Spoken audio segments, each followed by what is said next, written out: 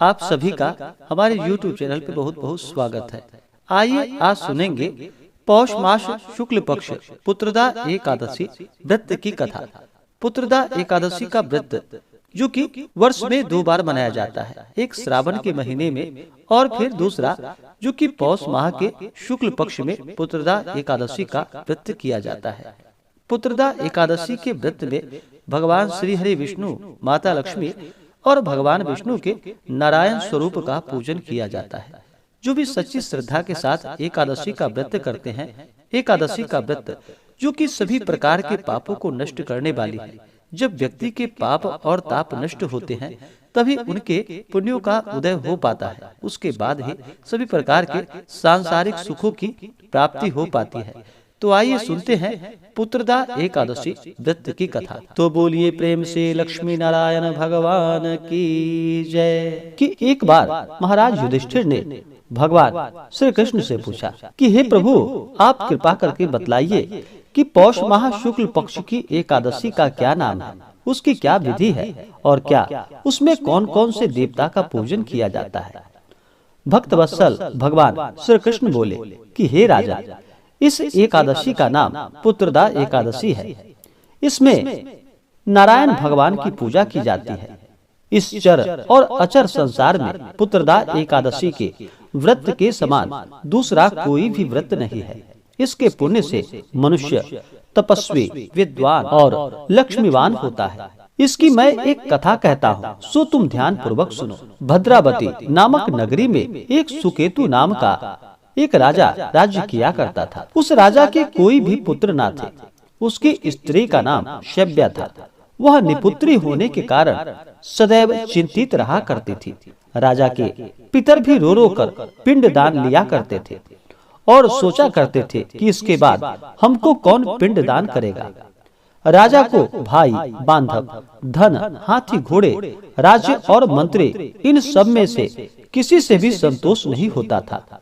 वह सदैव यही विचार किया करता था कि मेरे मरने के बाद मुझको कौन पिंडदान करेगा। बिना पुत्र के पितरों और देवताओं का ऋण कैसे चुका सकूंगा। जिस घर में पुत्र ना हो उस घर में सदैव अंधेरा ही रहता है। इसलिए पुत्र उत्पत्ति के लिए प्रयत्न करना चाहिए। जिस मनुष्य ने पुत्र का मुख देखा है वह धन्य है। उसको इस लोक में यश और परलोक में शांति प्राप्त होती है, अर्थात उसके दोनों लोग सुधर जाते हैं। पूर्व जन्म के कर्म से इस जन्म में पुत्र, धन आदि प्राप्त होते हैं। राजा इसी प्रकार रात दिन चिंता में लगा रहता था। एक समय तो राजा ने अपने शरीर को त्याग देने का निश्चय किया, परंतु आत्मघात को महान पाप समझकर उसने ऐसा नहीं किया। एक दिन राजा ऐसा विचार करता हुआ अपने घोड़े पर चढ़कर वन को चला गया तथा पक्षियों और वृक्षों को देखने लगा। उसने देखा कि वन में मृग, व्याघ्र, सुअर, सिंह, बंदर, सर्प आदि सब भ्रमण कर रहे हैं। हाथी अपने बच्चों और हथिनियों के बीच में घूम रहा है। इस वन में कहीं तो गीदड़ अपने कर्कश स्वर में बोल रहे हैं, कहीं उल्लू ध्वनि कर रही है। वन के दृश्यों को देखकर राजा सोच विचार में लग गया। इस प्रकार आधा दिन बीत गया।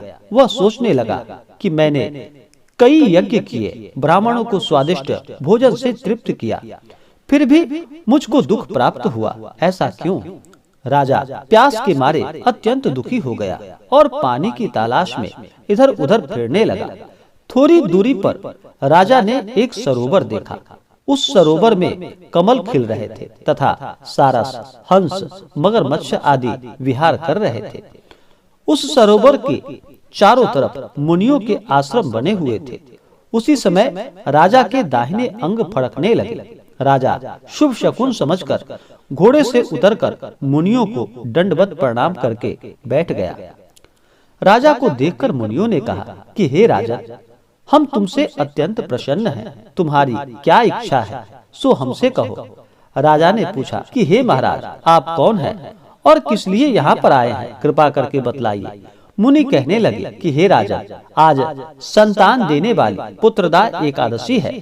हम लोग विश्वदेव हैं और इस सरोवर में स्नान करने के लिए आए हैं। यह सुनकर राजा कहने लगा कि हे महाराज, मेरी भी कोई संतान नहीं है। यदि आप मुझ पर प्रसन्न हैं तो एक पुत्र का वरदान दीजिए। मुनि बोले कि हे राजा, आज पुत्रदा एकादशी है, आप अवश्य ही इसका व्रत करें।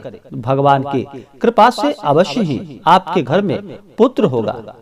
मुनि के ऐसे वचनों को सुनकर राजा ने उसी दिन एकादशी का व्रत किया और द्वादशी को उसका पारण किया। इसके पश्चात मुनियों को प्रणाम करके महल में वापस आ गया। कुछ समय बिताने के बाद रानी ने गर्भ धारण किया और 9 महीने के पश्चात उसने एक पुत्र को जन्म दिया। वह राजकुमार अत्यंत शूरवीर, यशस्वी और प्रजापालक हुआ। भगवान श्री कृष्ण बोले कि हे राजा, पुत्र की प्राप्ति के लिए पुत्रदा एकादशी का व्रत करना चाहिए। जो मनुष्य इस महात्मा को पढ़ता है, सुनता है और दूसरों को सुनाता है, उसे अंत में स्वर्ग की प्राप्ति होती है। तो बोलिए प्रेम से लक्ष्मी नारायण भगवान की जय। तो आशा करता हूँ कि यह जानकारी आपको अच्छा लगा हो। ऐसे ही जानकारियाँ प्राप्ति के लिए चैनल पे अगर आप नए हैं तो चैनल को लाल बटन दबा करके सब्सक्राइब करें, साथ में बेल आइकन घंटी को दबाएं ताकि मेरे वीडियो का नोटिफिकेशन आपको समय से मिलता रहे। वीडियो को लाइक करें, शेयर करें। मिलते हैं फिर अगले वीडियो में, तब तक के लिए धन्यवाद।